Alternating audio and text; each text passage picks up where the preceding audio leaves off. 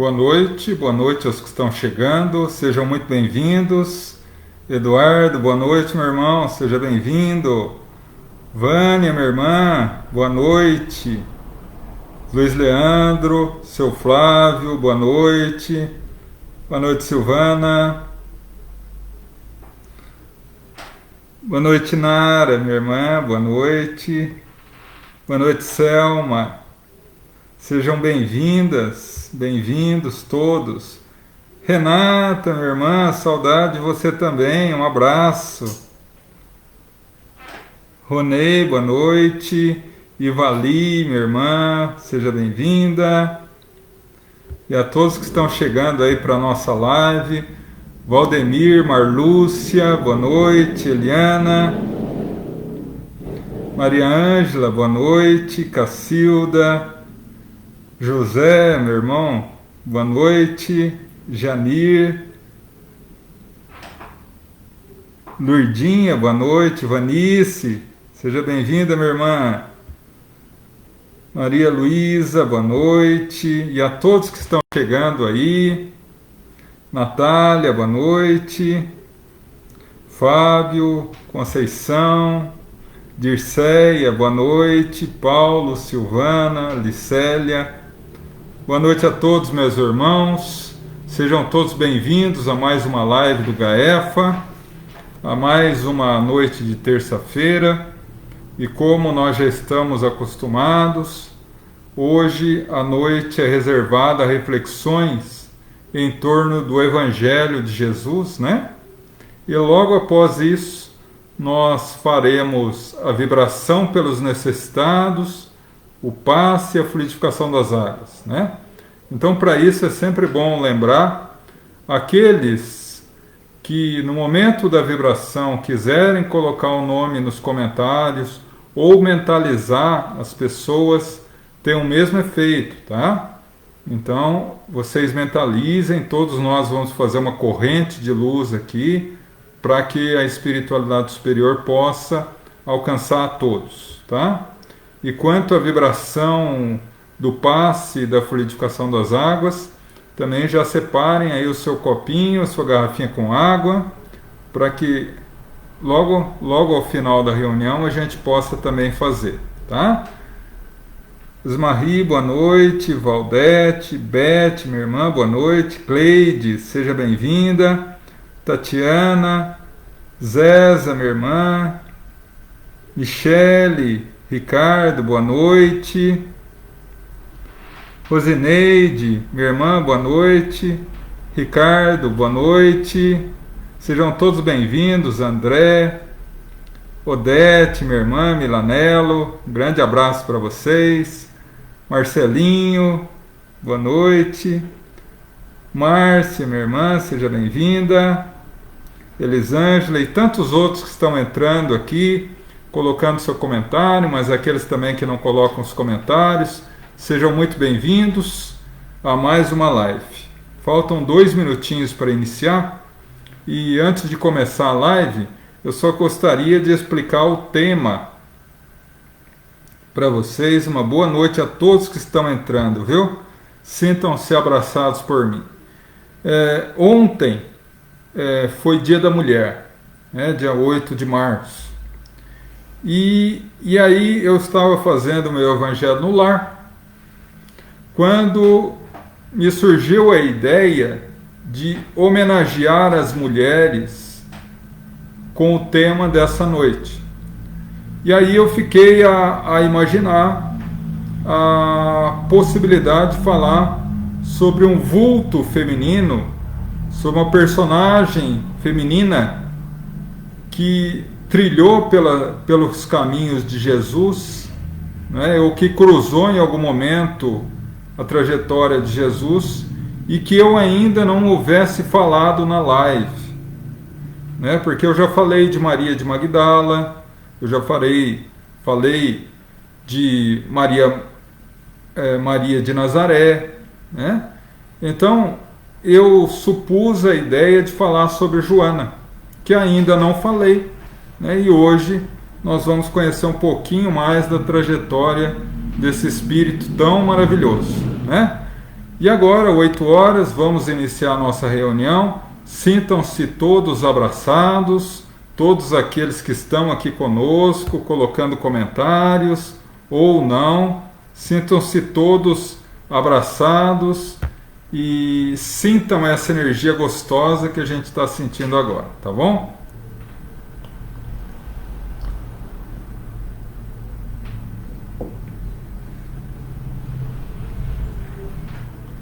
Bom, então convido a todos a elevar o pensamento e o coração a Deus, a nosso Mestre Jesus.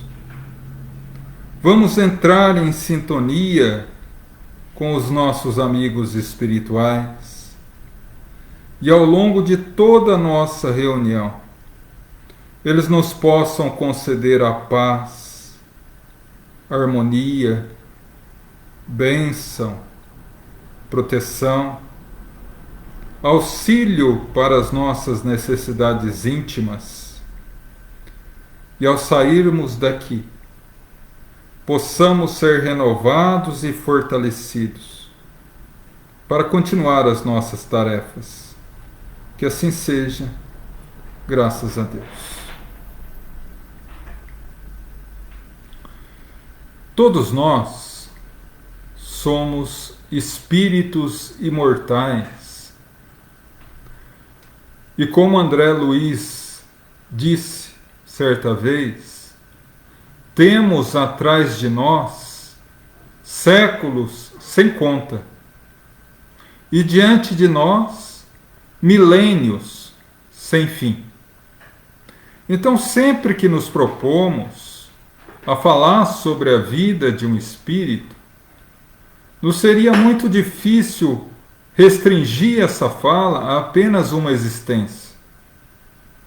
Mas aqui eu optei por falar algumas breves informações a respeito de algumas existências desse espírito que nos são conhecidas, que são ratificadas e comprovadamente verdadeiras, e principalmente vinculadas à reencarnação, em que esse espírito se voltou ao Cristo, e toda a sua luta para honrar esse compromisso com Jesus. Então, a personagem da noite é Joana.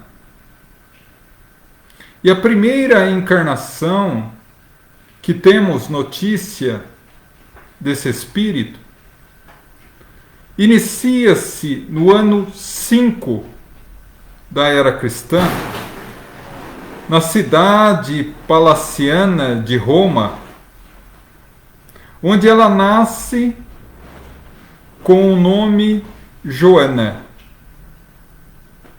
filha de uma família humilde, não tão pobre, mas humilde. E ali ela começa a trabalhar como auxiliar doméstica na casa de um poderoso senador da República, muito rico e muito conhecido à época em Roma, e em plena juventude se encanta pelo filho desse senador, que por sua vez também se apaixona perdidamente por ela. Ao contrário do que seu pai imaginava para ele, ele vai contrário à decisão do pai e firma a decisão de casar-se com ela, contrair núpcias com Joana. E diante da posição irredutível do filho, não restou outra opção ao orgulhoso senador de aceitar o casamento. E, em uma tarde belíssima de primavera, Joana esposa-se com o seu amor, de nome Cusa. Naturalmente que após o casamento, ele, indicado pelo poder político do pai, encontrou logo uma posição de destaque na política palaciana de Roma. Mas surgiu a oportunidade dele se tornar governador de um estado, de uma região, em uma das províncias de Roma, chamada Palestina. E ali ele foi, por indicação do seu pai, conseguiu junto a César a indicação como governador de uma das regiões da Palestina chamada Galileia. Apenas um parênteses rápido. Muitas vezes, quando estamos falando do Evangelho, nós citamos Judeia, Samaria, Galileia, Pérea, e muitas vezes não se é explicado esse contexto. A Palestina era um país governado e dominado por Roma, e esse país era dividido em 4 grandes regiões, que nós hoje conhecemos como estados. A Judéia, a região política, a região do poder, a região da riqueza. A Pérea, a região do comércio. A Galileia, a região da agricultura, dos pobres, dos trabalhadores rurais. E a Samaria.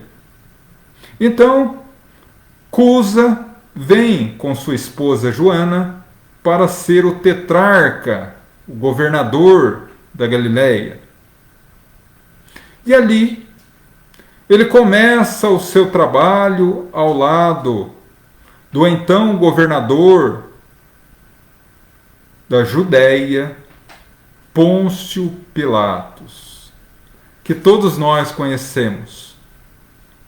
No entanto, com a viagem e com a residência na Galileia, Joana viu a sua vida se transformar radicalmente. Porque ante a distância da influência disciplinadora e rígida do pai,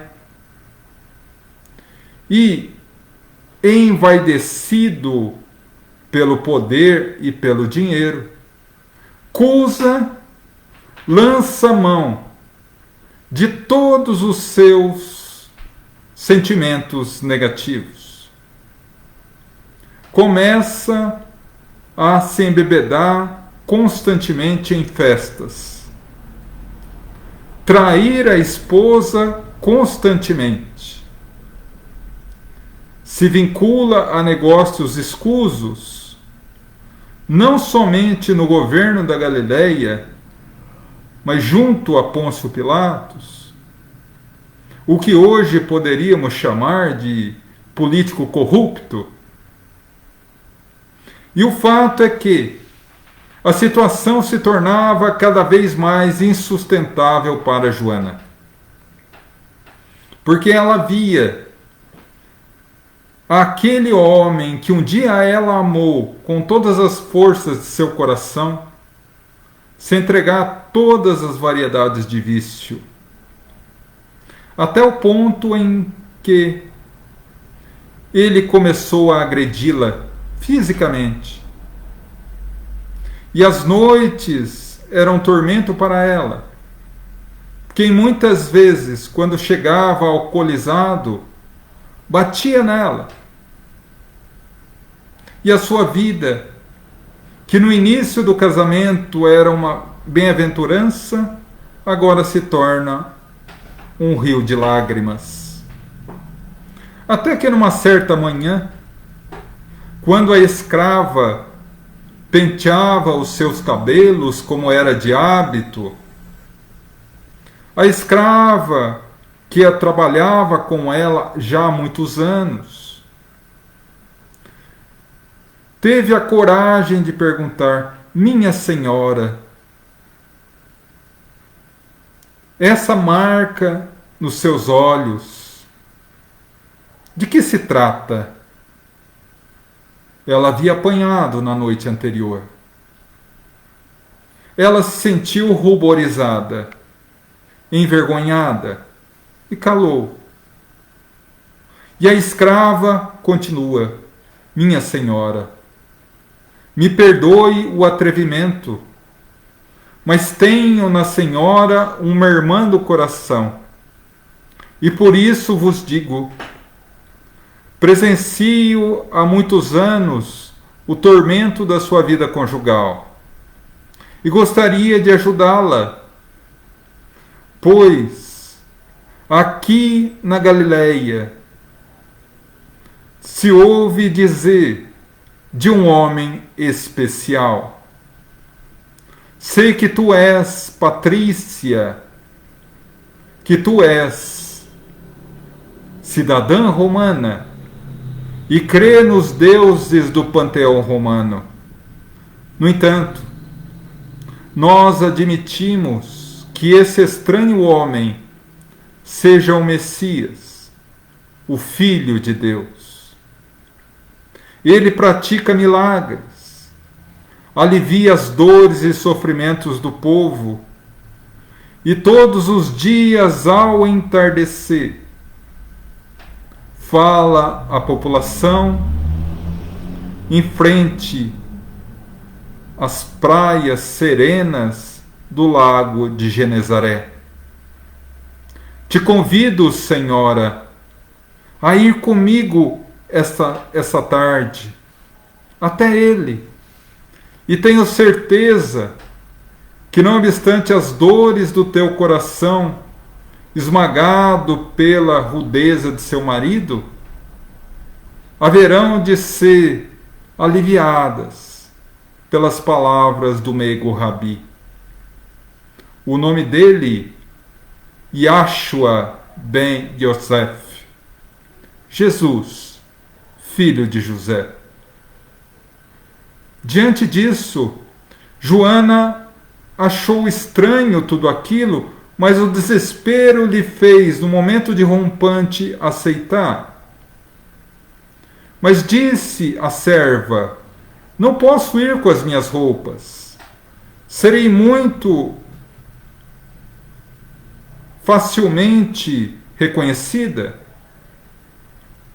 E meu marido naturalmente descobrirá. Fique tranquila, senhora. Reservarei à senhora uma das minhas roupas, e tu irás como uma escrava. Acertaram os detalhes e saíram à tardezinha. Joana, ao chegar, encontra uma pequena multidão e de repente vê um estranho homem subir em uma barca às margens do lago e começar a falar.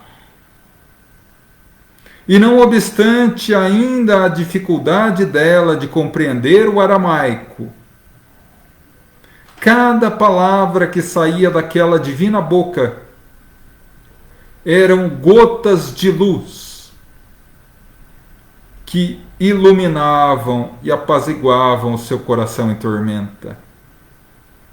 Ela ficou fascinada por aquele estranho homem. O fato é que, ao retornar ao seu lar, uma estranha alegria invadiu o seu coração. Nada havia mudado. Estava tudo da mesma forma. No entanto, o seu coração pulsava diferente. E a partir daquele dia, todas as tardes, Joana de Cusa ia às margens ouvir Jesus. Se converte de tal forma ao cristianismo que em dado momento conversa com a serva que agora se confirmava uma amiga irmã do coração. Gostaria tanto de falar com Jesus, mas não vejo como. E a serva diz: fique tranquila, minha senhora. Eu conheço um grande amigo de Pedro Bar Jonas, Pedro, filho de Jonas, chamado Simão Pedro, em cuja a casa Jesus fica, e naturalmente conseguirá uma audiência contigo. A partir daí, marcado dia e horário, Joana foi encontrar Jesus. A emoção lhe atropelava as palavras. Conseguiu apenas dizer: Senhor, e se ajoelhar aos seus pés e começar a chorar.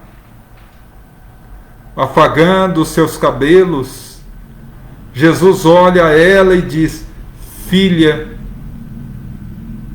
bem sei das suas dores e das suas dificuldades, mas Deus, o soberano da vida, também o sabe e saberá recompensá-la, pois tem um coração honesto e puro. Senhor, amo-te como amo a tua doutrina. Abandonarei tudo para segui-lo aonde for. Estou tão vinculada à tua mensagem que dar-te-ei a minha vida. Jesus sorriu.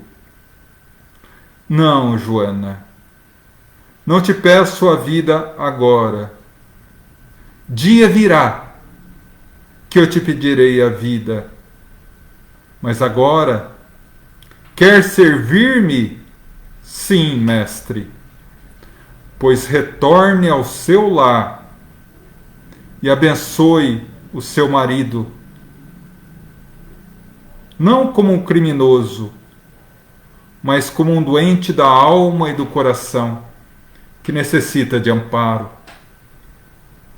Quanto mais alto for a violência e os abusos, em meu nome, a tua paciência, a tua perseverança e a tua fé serão maiores. Assim estará, me honrando e me seguindo. Que assim seja, Senhor. Retorna à casa e começa a ver o marido como um doente e ela como uma enfermeira. O fato é que, não obstante nada no marido tivesse mudado, ela via suas dores de uma forma diferente. Sentia até uma estranha alegria nas dificuldades do caminho, pois já estava em paz. Adveio um filho que veio coroar de bênçãos a sua vida e começa a se dedicar ao filho e ao marido doente da alma.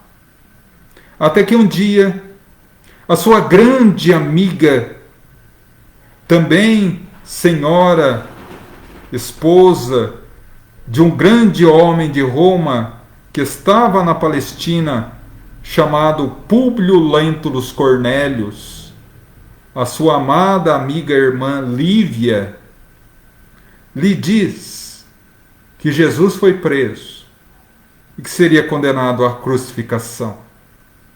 As duas, não obstante as ordens expressas dos maridos, foram até o palácio de Pilatos rogar juntas pela vida de Jesus, no que foram desprezadas por Pilatos.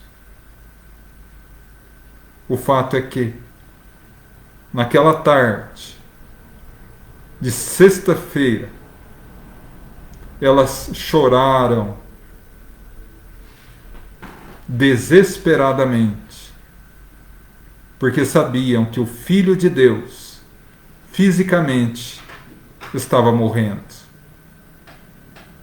A vida continua. Ela se afinca mais à missão de cuidar do marido e do filho. Até que alguns anos depois da morte de Jesus, ela se vê em uma outra situação difícil. O marido, vitimado por uma vida inteira de desregramentos, fica gravemente doente. Endividado ou afogado em dívidas vindas do jogo e dos excessos variados, acaba morrendo na miséria. E ela, sem saber o que fazer, retorna a Roma. Vai buscar auxílio na casa do sogro, que a escorraça. E ela vai trabalhar como auxiliar doméstica na casa das suas antigas amigas da juventude. O tempo passa. Paulo e Pedro estabelecem raízes do cristianismo em Roma. E ela, com a alma renovada, começa a participar das inolvidáveis, das inesquecíveis noites do Evangelho nas catacumbas de Roma. E sempre convidava o filho, que não queria, agora um jovem, quase adulto, não queria. Até que um dia ele aceitou ir. E nesse dia, enquanto oravam e ouviam a explanação sobre o Evangelho de um missionário do Cristo, os soldados de Tigerinos, o delegado em Roma, cercaram as catacumbas e todos foram aprisionados. E por ordens de César, eles foram sentenciados à morte. Estamos no ano 75. Joana de Cusa estava aí com aproximadamente 70 anos. E a sua morte, à época, foi um tanto peculiar. Nero determinou que a estrada que dá acesso a Roma, desde as portas da entrada da cidade, fossem colocados postes de madeira, um ao lado do outro, dos dois lados da estrada, e em cada poste fosse amarrado um cristão. Fossem embebidos em aloés, uma substância semelhante ao álcool, e ateado fogo, para que as luzes das labaredas dos cristãos iluminassem a noite de Roma. E ali, ela amarrada no poste ao lado o seu filho, e num lapso de compaixão e piedade do carrasco, que olhou a pureza do seu coração, lhe disse: Joana, tu és patrícia, ou seja, uma romana de sangue. Se tu negares o Cristo e levares uma oferenda a nosso Deus Júpiter, tu serás poupada. Arrependa-te. Não posso. E nesse momento ela ouve o filho ao lado, gritando: Mãe, renega Jesus. Ele nunca fez nada por nós. E sentindo as palavras do filho como lâminas que lhe atravessavam a alma, em lágrimas grossas disse: Não posso. Um dia, Eu o abandonei para seguir e cuidar de seu pai e de você. Hoje eu não posso. E enquanto as labaredas subiam, o carrasco gargalha e diz: teu mestre te ensinou apenas a morrer? Não. Serenamente, antes que o corpo desfalecesse nas chamas e na fumaça, ela sorri ao carrasco e diz: ensinou-me também a amá-lo. Desencarna Joana de Cusa, uma mensageira do Evangelho de Jesus que soube viver o Evangelho como poucos, que cruzou o caminho de Jesus e aproveitou a oportunidade. Retorna como um mártir do cristianismo ao mundo espiritual. O tempo passa. Os séculos se tombam uns sobre os outros, até que Jesus convida Joana de Cusa a mais uma tarefa, ao lado do apóstolo amado João Evangelista. Ambos renasceriam novamente na Terra, com a missão de relembrar a humanidade do amor divino do Cristo. E Joana retorna, agora na região luminosa da Úmbria, na Itália, na pequena cidadezinha de Assis, recebendo o nome Clara, naquele ano longínquo de 1194. Clara, filha de uma família de burgueses rica de Assis, cresce sobre todos os cuidados dos pais. Vinculada, como todas as moças da época, a uma educação religiosa rígida, preparada desde os primeiros anos a ser uma esposa fiel e uma esposa submissa ao marido, que naturalmente seria escolhido pelo pai. Mas já na juventude conhece Francesco di Pietro Bernardone. Estranhamente, talvez ela nem soubesse o porquê, ela se sentiu atraída por Francesco.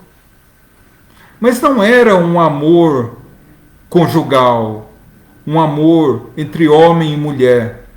Era muito mais profundo do que isso. Era uma simpatia, quase uma veneração. E mesmo assim, não obstante ela simpatizar com Francisco, ela via cada vez mais perto a data do seu casamento. Seu pai havia escolhido entre os jovens ricos e bem-sucedidos de Assis um bom partido, entre aspas. Decidido a festa de noivado, marcada a data do casamento, Clara se apavorou, pois via em Francisco o seu destino. Não o seu destino conjugal, mas seu destino de vida, seguir Francisco de Assis. Se apaixonava pela sua tarefa. Era muito comum fugir de casa, vez ou outra, para atender os leprosos ao lado de Francisco. Apanhar de seu pai, quando ele sabia que ela estava pedindo esmola para os necessitados. E a vida prossegue. Até que uma noite, a noite que antecedia o seu casamento. Num rompante, ela foge de casa. Tinha absoluta certeza que a sua vida seria dedicada a Jesus. E vai até o convento de Assis e pede para a Madre Superiora a aceitar que ela faria os votos de entrega a Jesus.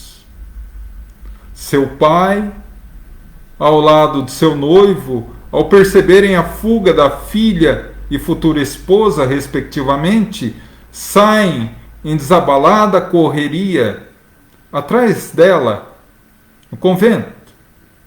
Mas o fato é que, quando chegaram lá, ela já tinha colocado as vestes, feito os votos e raspado a cabeça, que era o símbolo comum do compromisso da sua entrega como noiva do Cristo. Diante disso, tanto o pai quanto o futuro marido desistiram dela. Ela foi integralmente abandonada pela família. E na sua vida religiosa aprendeu as doces alegrias da cristandade. Seguia agora como irmã Francisco nas suas obras assistenciais. Ouvia-o, se tornou amiga íntima de Francisco, de tal sorte que nós, hoje cristãos, se vemos em Francisco o sol que iluminou a humanidade, vemos em Clara o luar doce e singelo que iluminou a humanidade. Irmão Sol, Irmã Lua. Mas o fato é que Francesco, diante de uma vida inteira de sacrifícios e dores, estava muito alquebrado. E aos 44 anos de idade, percebeu que a morte estava próxima. Estava próximo o seu retorno glorioso à pátria espiritual. Mas cabia-lhe uma aflição ainda no coração.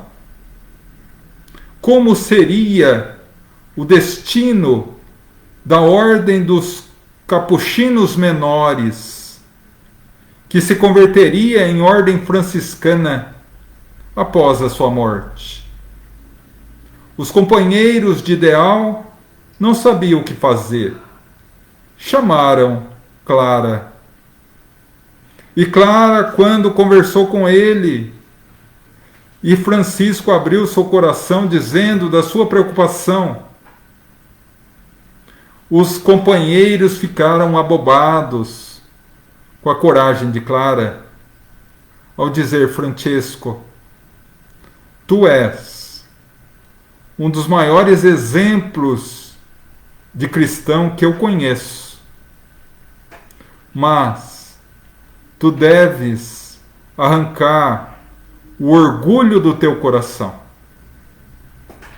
Como pode alguém, mesmo que fosse Clara, dizer ao exemplo de humildade na terra que ele era orgulhoso? E Francisco ouviu atentamente quando ela dizia: não obstante tu ter avançado muito na humildade, ainda traz o resquício do orgulho de achar que a obra dos capuchinhos menores é sua, é do Cristo. E se você retornar aos céus, Jesus tomará conta dessa ordem. Francisco imediatamente retirou aquele peso do coração, a abraçou fraternalmente, beijando suas mãos e dizendo: que Jesus a ampare, doce Clara. E naquela manhã do dia 3 de outubro de 1226, no momento em que Francisco retornava à pátria espiritual, Clara estava ao seu lado, abençoando-o no retorno. Depois disso, ela prossegue a sua vida de caridade. Seguindo o exemplo de Francisco, funda a sua própria ordem, a Ordem das Carmelitas, que posteriormente seria chamada, após a sua morte, a Ordem das Clarissas.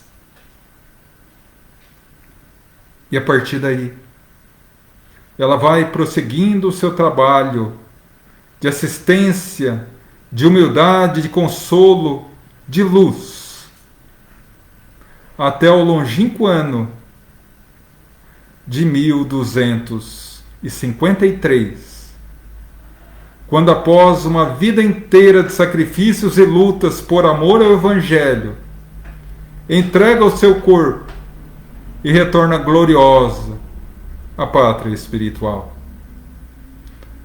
A consolidação do Evangelho de Jesus foi renovado na terra, graças a ela e a Francisco.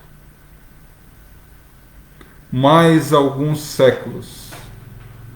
Agora, retorna novamente a amada Joana Clara. Agora não mais no Oriente Médio ou na Europa, mas agora nas Américas, na pequena cidade mexicana de San Juan Miguel,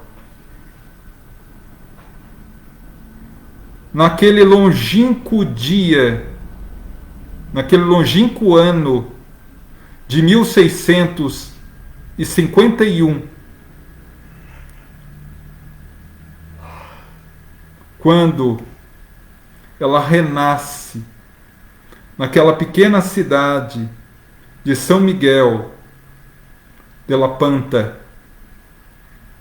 recebendo o nome Juan Inês de la Cruz. E mais uma vez, desde a infância, tinha um amor incondicional pelo religioso, por Jesus. Era muito comum na família ela dizer o sonho de que quando eu crescer, eu quero ser religiosa. Não dizia que queria casar como a maioria das meninas, queria ser religiosa. E tanto insistiu que aos 15 anos foi entregue ao convento e se converteu em freira, trabalhando de forma constante pela divulgação do Evangelho. Começou a estudar, ler vários livros de várias obras, de várias áreas da ciência da época, e de tal forma que ela montou uma das maiores bibliotecas de todo o México, recebendo o nome de a Freira da Biblioteca, ascendendo à posição de Soror, Madre Superiora, passou a ser Sor Juan Inês de la Cruz.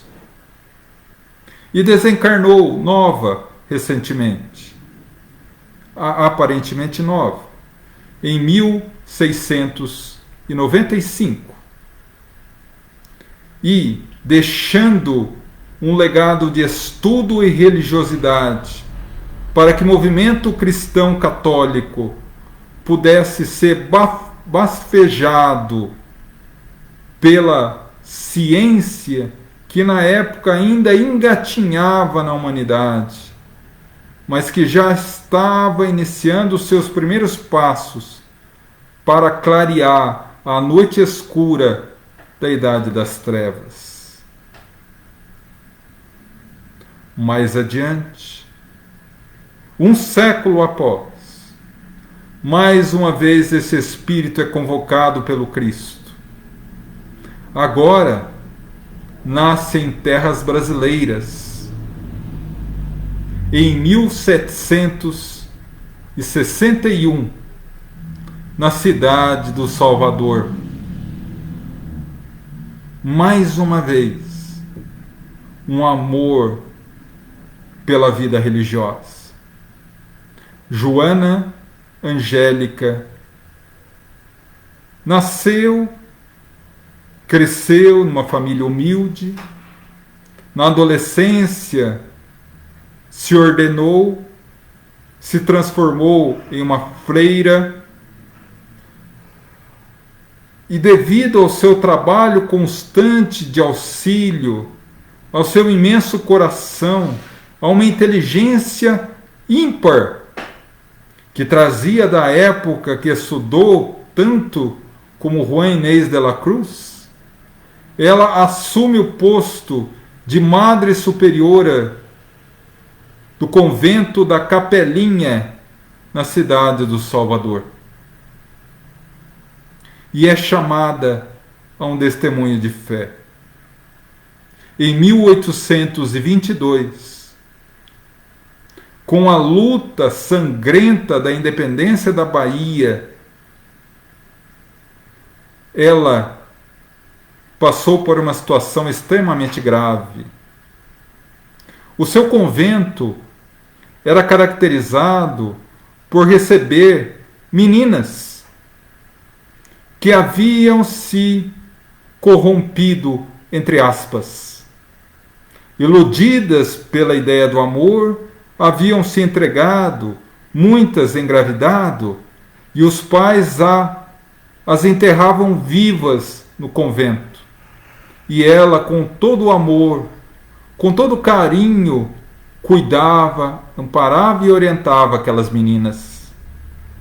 Mais de 40 moças. Mas naquela manhã, os soldados do Império chegaram para invadir o convento, bêbados, para estuprar as meninas, as noviças. E ela abriu uma passagem secreta de um túnel que fazia ligação entre a Capelinha e uma outra igreja na Cidade Baixa. E enquanto elas tivessem, para que elas tivessem tempo de fugir, Joana Angélica, a doce Joana Angélica, foi às portas da igreja, do convento, e diante de quase 100 homens bêbados e armados, vocês não entrarão aqui, somente por cima do meu cadáver. E da baioneta de um soldado embriagado, lhe cravou uma lança que lhe pegou no peito. Ela rastejou para dentro do convento, olhou a saída que levava ao refúgio e, aliviada, percebeu que todas as noviças tiveram tempo de fugir. E ali, recostada sobre um pequeno sofá, desencarnava Joana Angélica em 1822. Foi recebida por espíritos de alta hierarquia moral, que lhe a convidaram para uma reunião com o mestre de todos nós, Jesus. E essa reunião decidia as bases para que o cristianismo redivivo para que, da mesma forma que ela renovou o cristianismo ao lado de Francisco de Assis na Idade Média, pudesse auxiliar a renovação agora, no século, na Europa, chamado de século das luzes. Renasceria a ideia do cristianismo novamente, mas não encarnada, mas desencarnada, sendo convidada por Jesus a fazer parte da equipe imensa do Espírito de verdade. E ela, em lágrimas, aceita. E hoje, todos nós temos Joana como uma das participantes ativas dessa imensa legião chamada Espírito da Verdade. Inclusive, aqueles que têm o hábito de percorrer as leituras sobre o Evangelho segundo o Espiritismo têm encontrado duas mensagens no Evangelho segundo o Espiritismo de autoria de Joana. Uma intitulada A Paciência. A dor é uma bênção que Deus concede aos seus eleitos, inicia ela. Quem melhor para falar de paciência senão a mulher, que na reencarnação como Joana de Cusa soube ter a paciência e a perseverança com o marido, com o filho, uma vida voltada ao Cristo. E ela escreveu. E outra em relação à fé, com o pseudônimo Um Espírito Amigo. Trabalhou com afinco na codificação. E encerrado o século XIX, com o retorno do amado codificador da doutrina, ela assume mais uma responsabilidade. Agora, aquele seu filho que morreu no poste incandescente de Roma, bravejando contra Jesus, e que pelo seu imenso amor ao longo dos séculos foi se convertendo à mensagem luminosa do Cristo, agora ele retornaria novamente para o seu testemunho final. E ela viria ao lado dele. E naquela longínqua data de 5 de maio de 1927, Joana estava na humilde casinha em Feira de Santana, quando seu amado filho renasce ao mundo com o nome Divaldo Pereira Franco. Abençoou desde o primeiro dia, acompanhou durante toda a sua infância, a adolescência, viu os percalços que ele sofria como um médium, ainda sem conhecimento da mediunidade, mas sempre ao lado dele. Divaldo falaria mais tarde que sempre nos seus momentos de maior agonia, uma luz suave lhe aparecia ao lado e ele se sentia mais calmo, mas nunca se apresentava. Aos 20 anos, em uma viagem de trem que fazia ao lado de seu primo e companheiro de vida, Nilson Pereira, ele adormece e tem um sonho estranho. Ele está num campo florido e ao longe vê várias crianças brincando com um senhor de muita idade. E quando esse senhor volta a ele, é ele próprio envelhecido. E essa mesma luz formosa se aproxima dele e diz: isso é que tu farás em tua vida. Ele desperta e dali a alguns meses funda aquela que seria, com toda certeza, uma das maiores obras sociais do mundo, a Mansão do Caminho. O tempo passa. Ela começa a se apresentar na forma de Juan Inés de la Cruz, mas ainda sem o nome. Até que um dia, anos mais tarde, ele chega: minha irmã, por favor, me dê um nome. Todos os médiuns têm um mentor, eu não tenho, eu tenho, mas não sei o nome. E ela sorriu e diz: chame-me Joana. E aqui vai um lembrete. Brincar com quem lê pensamento não adianta. Ele pensou: nossa, Joana, que coisa simples. E ela, séria, disse: se você acha simples, Joana, me chame Joana de Ângeles. E a partir daí, todos nós conhecemos o que é o trabalho desse espírito ao lado de Divaldo. Qual é o contributo desse espírito e de Divaldo para a doutrina espírita? Na década de 70, quando ela escreve o primeiro livro da sua obra psicológica, O Homem Integral, e Divaldo termina o livro, ele fica abismado, porque a obra psicológica, a série psicológica Joana de Ângeles, é um link, é uma ponte que Joana faz entre a psicologia moderna e o espiritismo. Ele leva a vários psiquiatras e psicólogos conhecidos seus que dizem radicalmente: não tem uma vírgula errada em nada dos conceitos psicológicos.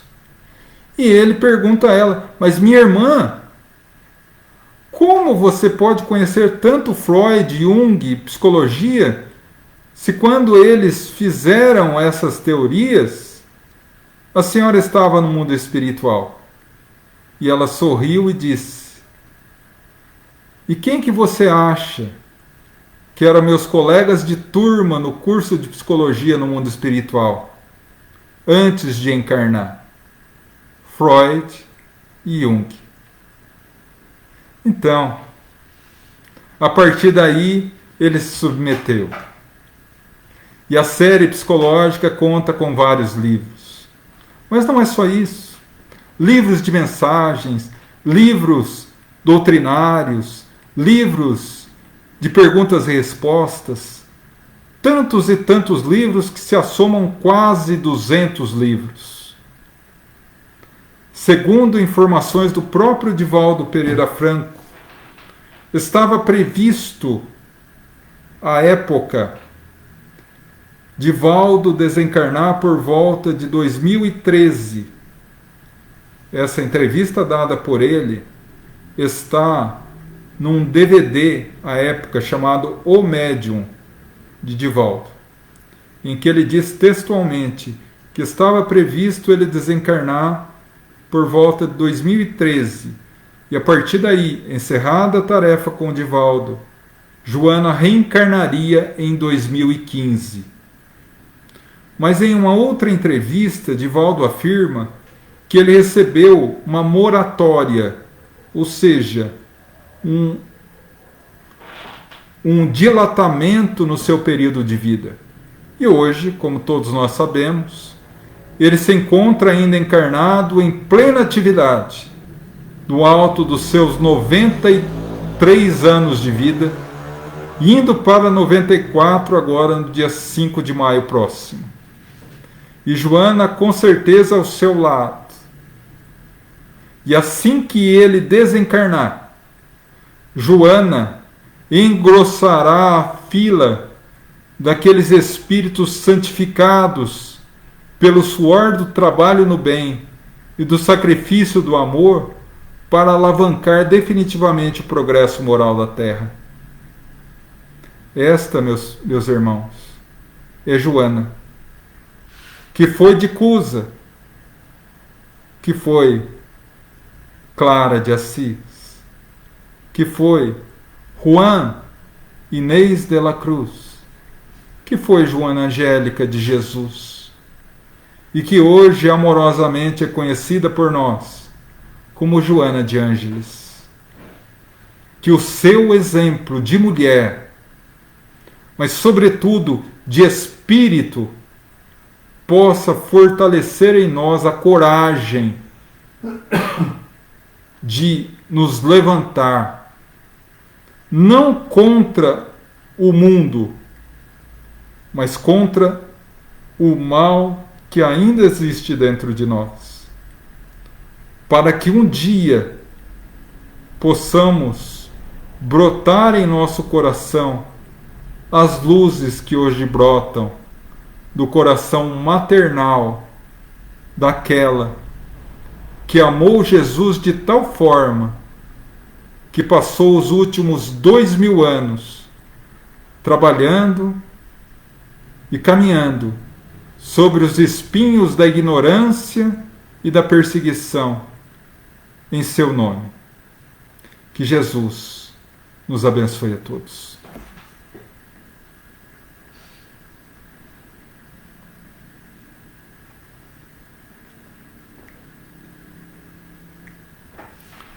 Bom, meus irmãos, agora que conhecemos um pouco mais da história de Joana, que, como disse antes da live, é a minha humilde, despretensiosa e muito singela homenagem pelo dia de ontem a todas as mulheres. E rogamos a Deus que todos nós possamos nos mirar no exemplo dela para podermos encontrar nossa própria redenção. Vamos agora às vibrações por todos os nossos irmãos que necessitam. Eu convido a todos a elevar o pensamento a Deus, abrindo os braços da alma para receber o nosso abraço carinhoso de Jesus. Envolvidos nesse abraço carinhoso, vamos pedir-lhe ao ouvido pelas nossas necessidades e aflições. E Ele, o celeste amigo, haverá de nos amparar, uma vez que nos disse: vinde a mim todos vós que estáis cansados e fadigados, e eu vos aliviarei. Pedimos, Mestre, pelos nossos familiares, presentes, ausentes, próximos, distantes, onde quer que se encontrem, possam receber a visita amiga dos missionários do amor, levando o bálsamo da paz e da harmonia. Rogamos pelos nossos irmãos encarnados em humanidade, que todos possam receber de Ti, Senhor, o farol, a luz, a nos apontar os caminhos para o reino dos céus, para a felicidade e para a paz, não obstante os tormentos e dificuldades do mundo, para que possamos vê-los como abençoadas oportunidades de redenção. Rogamos pelos nossos irmãos doentes e sofredores, aqueles aprisionados a um leito de hospital, aqueles aprisionados a doenças tidas pela medicina humana como incuráveis. Rogamos a cura, Senhor. Mas se não for possível, uma vez que a doença é remédio amargo para a cura do espírito, rogamos fé, perseverança, resignação e, sobretudo, a certeza que dia virá encontrarão muito mais do que a saúde física, a saúde espiritual. E agora, meus irmãos, todos nós vamos rogar a Deus, nosso Pai, a Jesus, o nosso Mestre, a essa legião de irmãos de luz que aqui estão para que atinjam a todos os irmãos que nesse momento a nossa mente alcança. A todos os irmãos que têm um nome no comentário, a todos os irmãos que nesse momento a nossa mente alcança, a todos aqueles que nos pediram oração ao longo da semana, a todos os sofredores, doentes, necessitados do corpo físico, necessitados da mente perturbada, necessitados da alma e do coração. Rogamos, Mestre, que teu manto de luz se espalhe sobre a humanidade mais uma vez, que teu exército luminoso, sob as tuas ordens, possa se movimentar em direção a todos os necessitados, a todos aqueles que nesse momento estão passando pelo drama da Covid-19, infectados que estão.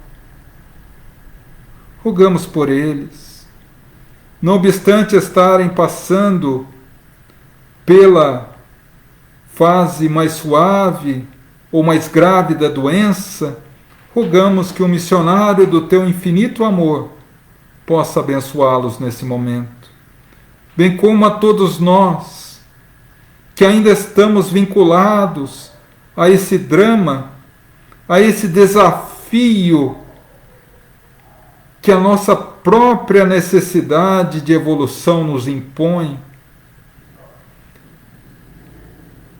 ainda perturbados, vacilantes entre a fé no seu infinito amor e a dúvida e o desespero.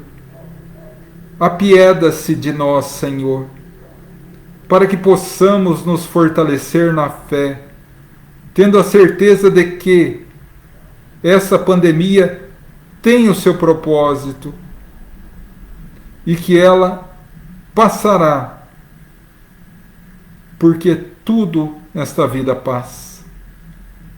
As dores, os sofrimentos e dificuldades. E que possamos ser abençoados pelo seu infinito amor.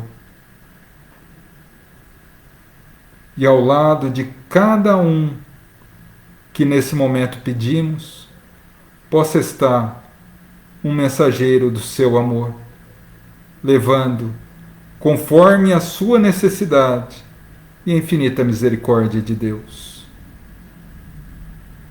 Rogamos agora pelos nossos irmãos já desencarnados, nossos familiares que voltaram antes para a pátria espiritual.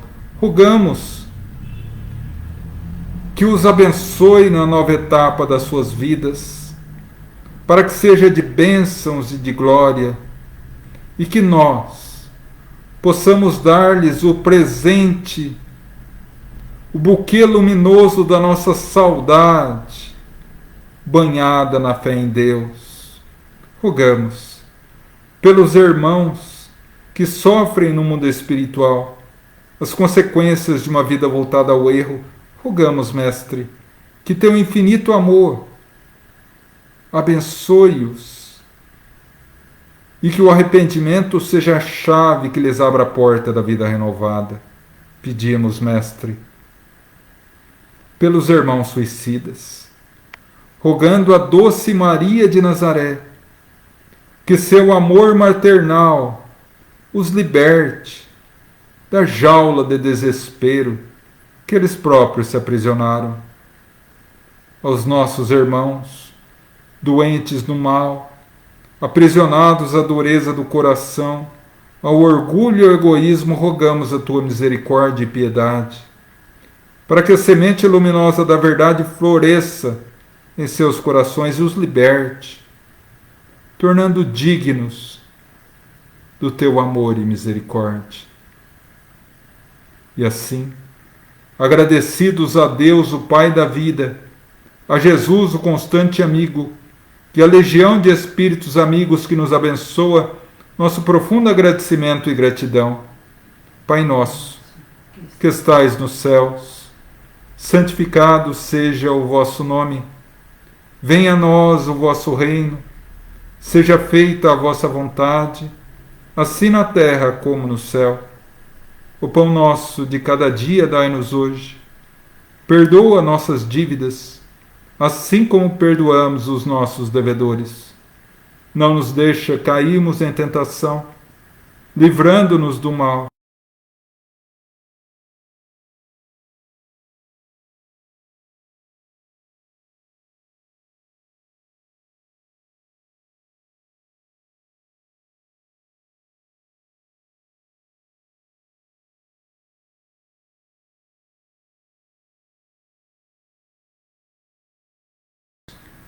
E abrir a mente.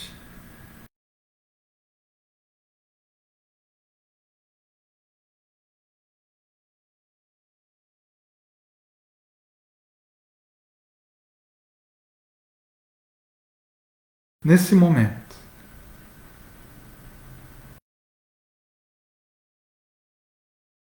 se estende diante de nós,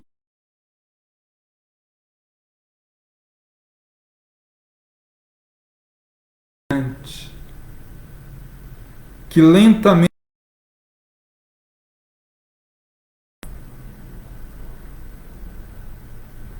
não é difícil para que possamos reconhecer a amada Joana de Ângeles,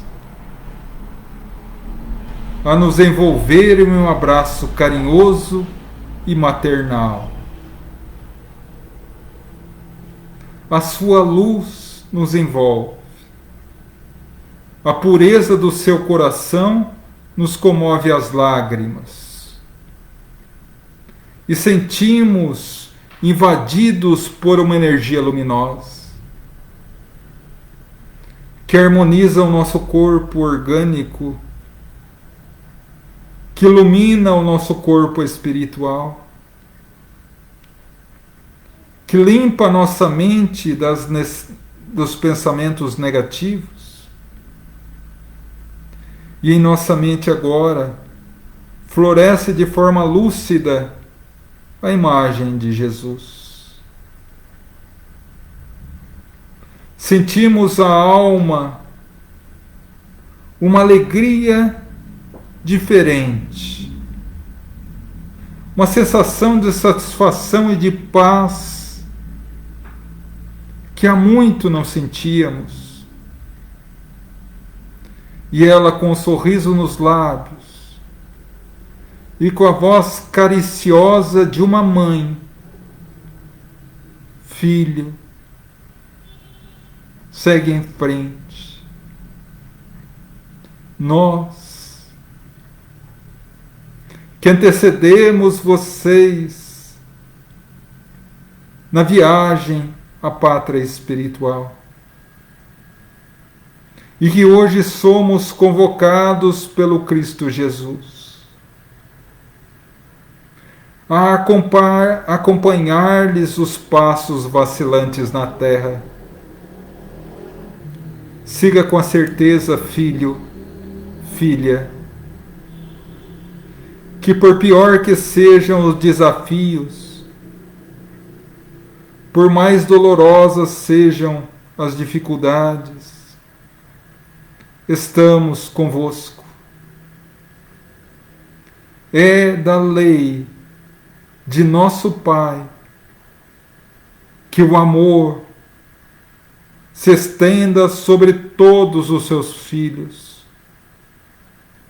E por isso, guarda a certeza de que jamais andarás a sós. Estamos ao teu lado, te amparando e fortalecendo, para que um dia, quando venceres os desafios da vida física, possa também tu aproveitar da paz, da pureza e do divino amor, da sintonia perfeita com Cristo Jesus. Por ora, vai em paz e que o Senhor os abençoe.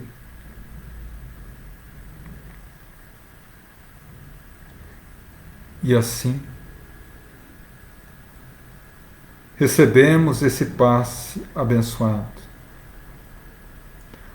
O nosso lar e os nossos familiares já foram envolvidos nessa energia luminosa.